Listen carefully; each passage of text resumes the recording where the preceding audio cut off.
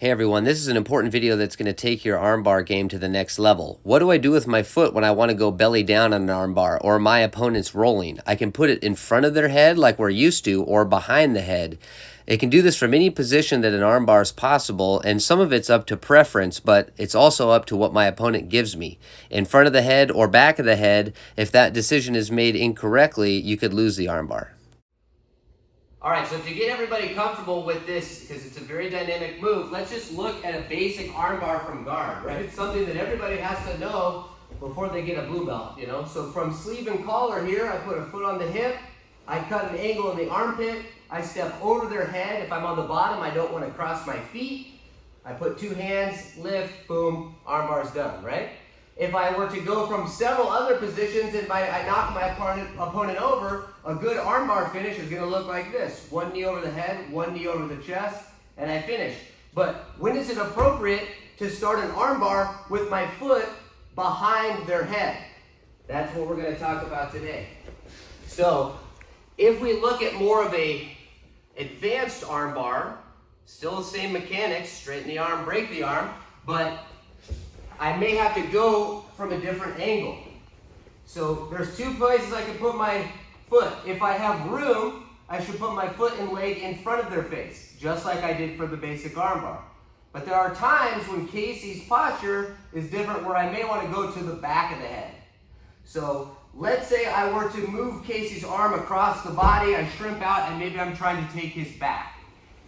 Now, the main point of this is not to talk about every detail of the armbar setup, but where I would put my foot if I get there.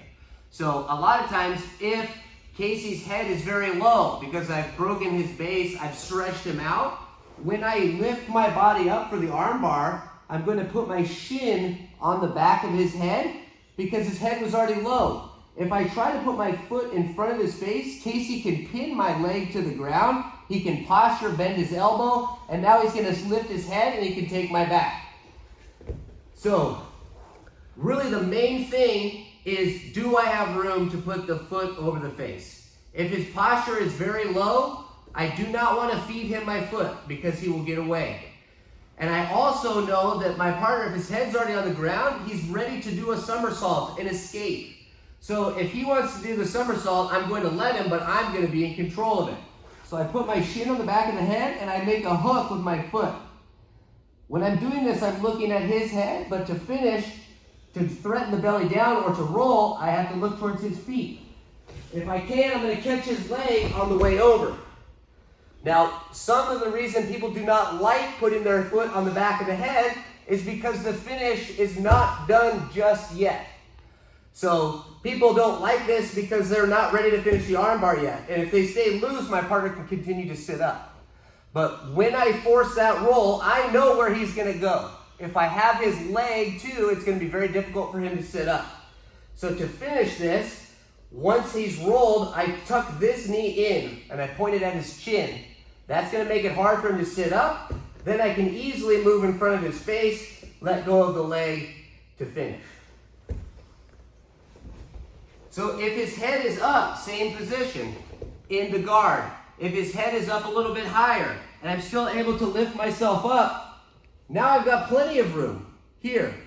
Now, if he's in this position, I usually won't be strong enough to pull him back to his back. So that's important. Some people will kick over, and they'll be too low, they don't lift their hips.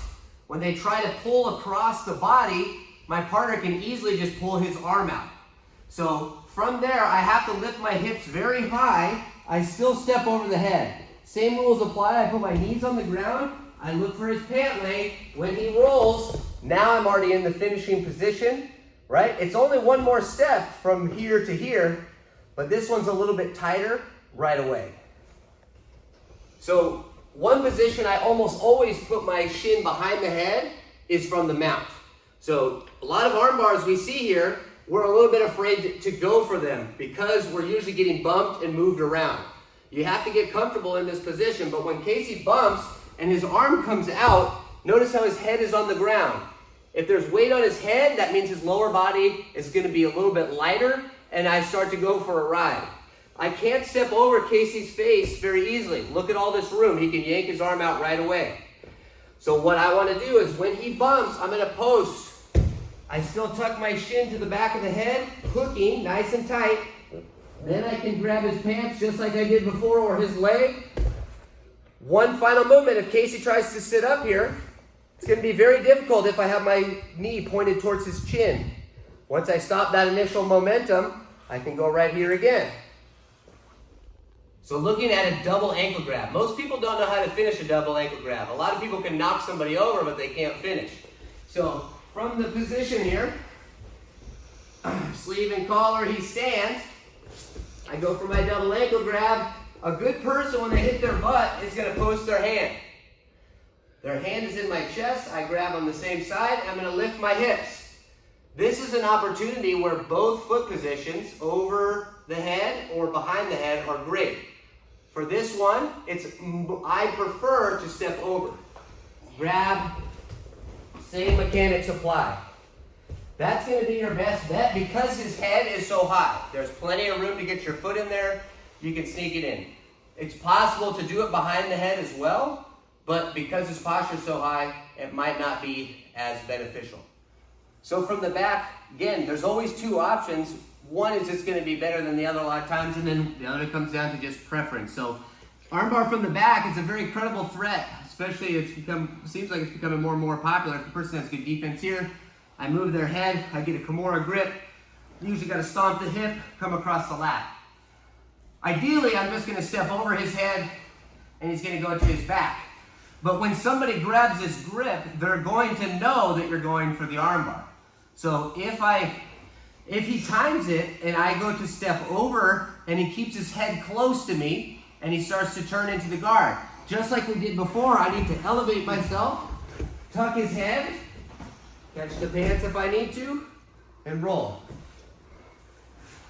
So if I'm able to extend this grip a little bit, move my feet to the proper position, if the person is very strong and I get my foot over the head to take them backwards, but they're still able to turn, I need to force my knees to the ground, turn my head towards the feet. He rolls, I catch, finish. So a little bit of a detail there.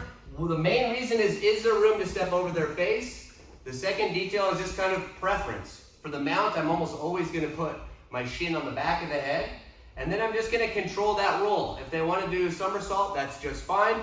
I go with them. If I have to move my foot just a little bit, that's totally fine. Give it a try and see what you think. If you guys liked the video, please like, subscribe, and comment below with any questions you have. Don't forget to turn on notifications.